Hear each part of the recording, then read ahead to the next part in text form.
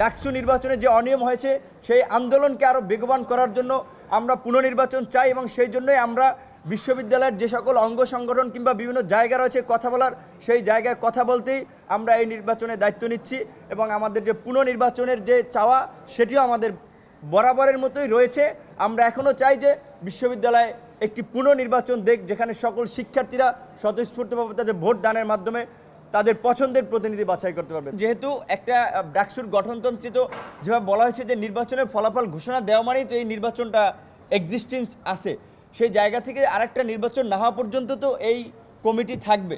সেই জায়গা থেকে যতদিন পর্যন্ত পুনর্নির্বাচন না হয় ততদিন পর্যন্ত তো শিক্ষার্থীদের সমস্যার সমাধান আমাদের কাজ করতে হবে। যেহেতু 28 বছর পরে নির্বাচন হয়েছে, আমরা চাই না যে এই প্রক্রিয়াটা থেমে থাকুক, প্রক্রিয়া চলমান থাকুক, কার্যক্রম অব্যাহত থাকুক। এর বাইরে আমার কোনো ধরনের চাপ নেই।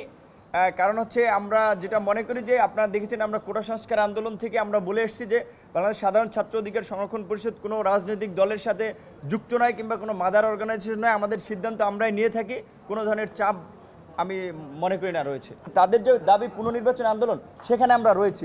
কিছু বিষয়ে কৌশলগত কারণে আমাদের সাথে আলোচনা হয়েছে, আমরা যেটা বলছি দায়িত্ব নেব, আন্দোলনও চলবে।